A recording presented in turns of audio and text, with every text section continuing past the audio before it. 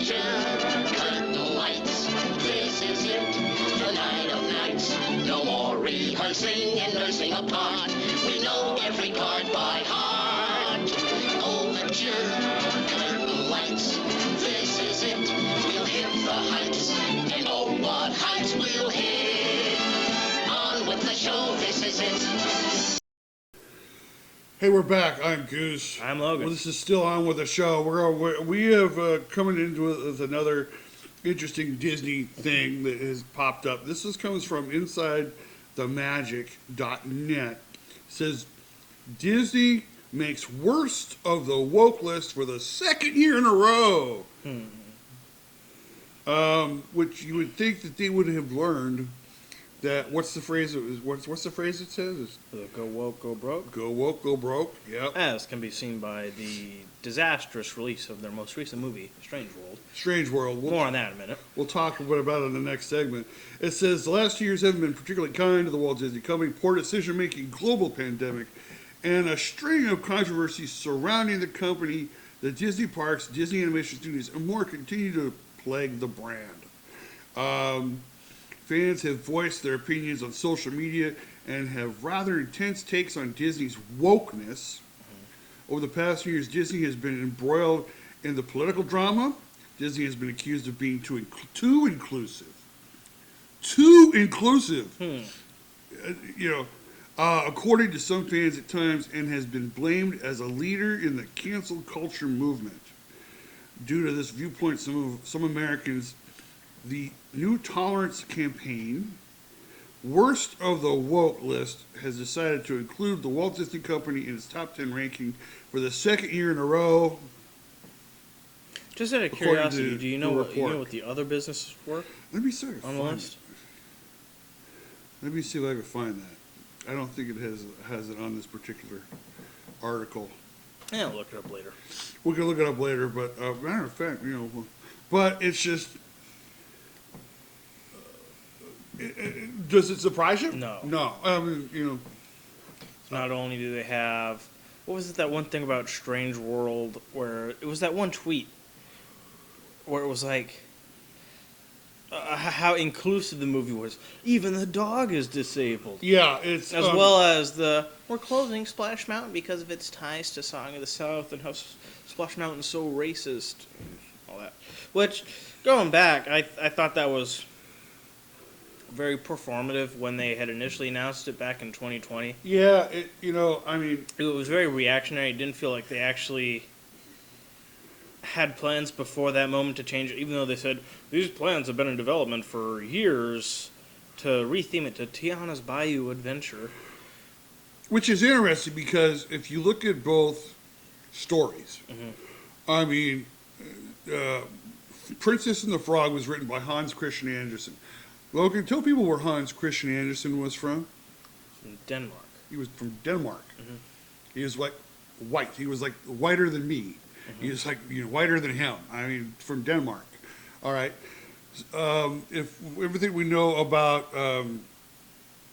Joel Chandler Harris is that his father, I guess, owned a plantation that had slaves, and his father told him, Joel Chandler Harris, to go out and work with the slaves, which he did, and he preferred the slaves over his own family as far as company is concerned, and he sat around all these slaves to learn and be engrossed in their culture and in their, what's the word I'm looking for, their mythology, all their parables, all that stuff, their history. And he wrote about it, and he wrote about it in the language that is from that era.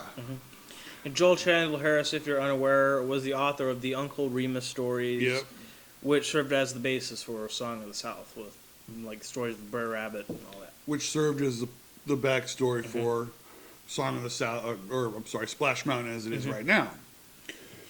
Why do we bring this up? Because it seems that Disney is doing desperately as they can to run away from any kind of controversy whatsoever. What is it? When So, just to close this little thing up, there, basically, Tiana was the first black Disney princess from a story that was written by a white, Danish man, to basically cover up the slave stories from a white guy that lived with the slaves. Am I getting this correct? Yes. Yeah, I know it doesn't make any sense. Doesn't make any sense whatsoever. But it's, it's a little CYA here. You know what I'm saying? That Disney's just trying to run away. I guess one person brought up the fact that during the all the protests that were going on, they were scared that they were going to get a large group of people protesting outside their gates. So hey, we need to take care of this now before it gets worse. And then when they really stepped in it, had to really figure out how they were actually going to retheme it. I mean, God help them. They're about to destroy probably the best ride they have in the park. Yeah. All because a bunch of white liberals, bunch of white woke people said it was a bad story. Anyway, we're getting off the rails just a little bit here, but it just seems like that Disney has been doing their best to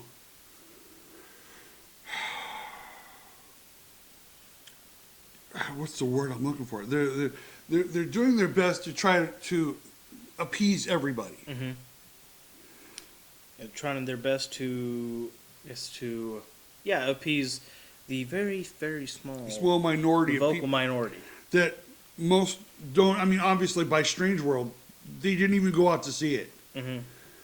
I mean, if they did go out to see it, there wasn't enough of them to warrant continuing to do this type of entertainment. Disney is an entertainment company. Disney, you are an entertainment company. You're not anything else. You're supposed to entertain the masses. And unfortunately, the masses are telling you that you are going in a direction that is going to, what is it again? Go woke. Go broke. Yeah, speaking of the vocal minority, I thought it was interesting. When you look at the different petitions to retheme or save Splash Mountain, the Save Splash Mountain has way, way more signatures Was it like 5 times more? Yeah, about that. 5 times more signatures than the retheme Splash Mountain petition did. And those who keep saying online that it's like, this is going to be great this would be great. Are they going to go to the park? Are they going to spend any money in the park? Probably not. Probably not. I mean, and I think that in this woke direction was the biggest reason why Bob Chapek was released, because he kept going down a rabbit hole that everybody kept telling him was a bad idea. I think it's just been rumored that I think it's Christine McCarthy is going to be, this is the one Bob Iger has picked to replace him in 2 years, and he's going to groom her to be able to, which I thought that's what he was doing with Bob Chapek. But, I mean, Bob Chapek became the CEO. And as we all know, it did not go well at all. Bob Iger stayed around to try to make sure that everything was good, but he eventually left. And of course, after he left, I mean, the wheels completely came off. Price hikes every single week. It became a disaster. Parks in disrepair. Yes, let me get involved in Florida politics. Yeah, that's what we want to do. As well as screwing with the books. Yeah. With Disney Plus's success. It seemed like it's been rumored and it's been reported that Bob Iger was continuing to run Disney behind Chapek's back. He was actually calling in Chapek's executives for private meetings, behind Chapek's back. A lot of people are saying that when he finally announced they were going to have firings, that was it. Basically, Bob Chapek had lost the confidence of the board, the stockholders, and all the executives, and he was done. And, say what you want about Bob Chapek. He was pretty crappy as far as a CEO for this company. I mean, he was known as a guy who cut costs and raised prices. I mean, even Michael Eisner wasn't that bad. Michael Eisner, he cut costs because, he was trying to make things happen and realized, oh my gosh, we don't have the money to do it because of whatever was going on at the time. And basically said, well, let's just finish this up and we'll fix it later. Unfortunately, it ended up being Bob Iger that fixed Michael Eisner's mistakes. But, I mean, when your stock is like tanking and you've lost the confidence of everybody there, it's only a matter of time before you get the boot. you get the boot. You get the boot. So now let's just see what Bob Iger can do to, I guess, restore Chapek's disastrous tenure. I don't know if he's going to restore his tenure. I think he's going to probably tear down as much as he can. The first thing you should do is definitely lower the ticket prices, because that was probably the number one most disliked thing Bob Chapek did.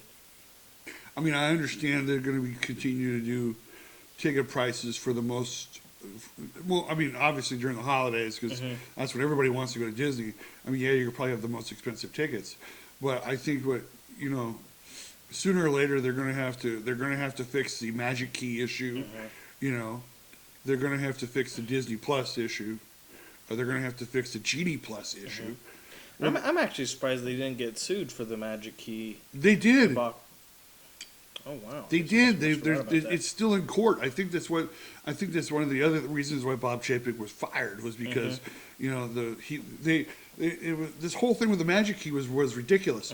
I mean, it was not only are you spending a god awful amount of money on these Magic Keys, but then it's like you go to reserve your day at the parks, and you've only got an incredibly limited amount of days you can choose. So I think that was part of his whole, we're limiting who can come to the parks. Because, of course, Magic Key holders who come to the park more often, apparently Chapek didn't like that because they don't spend as much money according to him. As Bob and Becky, who go to Disneyland every 5 years. Because that's all they can afford. And because they're going into debt to do so. They were sued. I mean, because one of the things they promised as far as Magic Keys is concerned is that you can go anytime you want. They're the top tier. You can go anytime you want. There's no restrictions, and then you go to get your reservation and you can't go. You can't go. And then you have famous YouTubers like Adam the Woo and Provost Park Pass are coming out and saying this was a raw deal.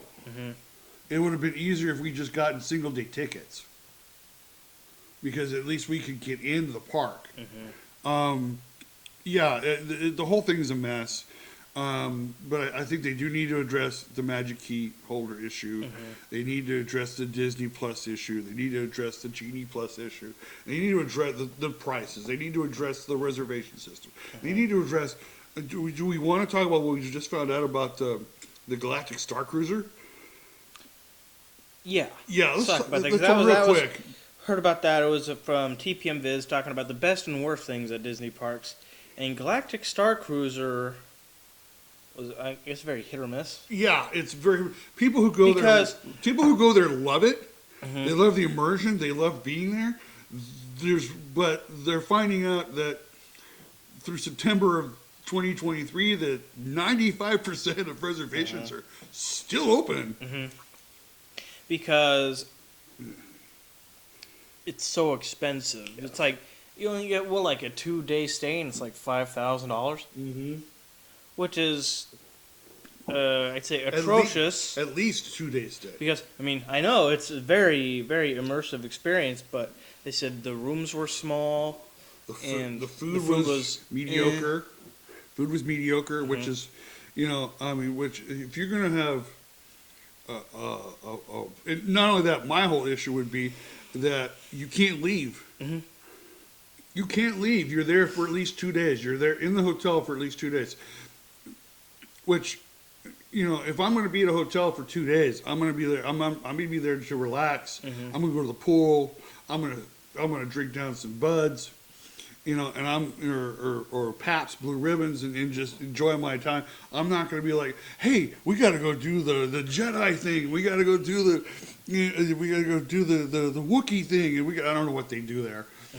But I mean, I'm more to people who are huge Star Wars fans. That's obviously who this is catered towards, but it's very niche. It's very niche. I mean, yeah. Where it's like you're building this super incredibly immersive experience, and you're gonna only have like a very limited amount of people, which makes sense why the booking dates are so open. I go to Disney World to go to Disney World. Not to stay at the hotel. Not to stay at the hotel for 2 or 3, 4 days, or whatever it is. That I mean, I understand the concept. I mean, I think it's a great concept. But you're right. It's only for a certain niche of people that love Star Wars and want to be really involved in the whole thing. I mean, I'm the kind of dude that's going to be like, hey, let's go. The whole thing is I want to go to the parks. I'm there at Disney World to go to the parks. I'm not necessarily going to be there to spend my entire time At the Galactic Star Cruiser. Galactic Star Cruiser, But yeah, I think they've got an interesting problem they're going to have to fix with that. Great idea. I think he'll eventually make money on it, but you got a lot of stuff to fix there. Yeah. And I think that one of the big, again, with the last segment we just talked about, where they're having problems with customers, they've got to be able to fix this perception of their company. I don't have any problem of having inclusion, but I got to agree that when it's too inclusive, when you're trying to find that, It's like when you're ticking a box more than you're actually just trying to write new stories, that's when it becomes a problem. Yeah, and we've been told that actually Strange World is actually pretty good, but there had to have been a reason why it tanked so bad, because usually when a Disney movie comes out around Thanksgiving, it's a massive usually hit. a massive success, but not Strange World. Not Strange World. I can't remember how much it made it in its entire run in the theater. Yeah, it's done. It's running the theaters now. It's on Disney Plus. So I don't know what it grossed, but it was still very under expectations. Yeah. Speaking of Disney Plus, we're going to talk about that on our next segment when we come back after this break. We'll be with you. Again, I'm Goose. I'm Logan. This is On With The Show. We'll be right with you after this break. Overture, cut the lights.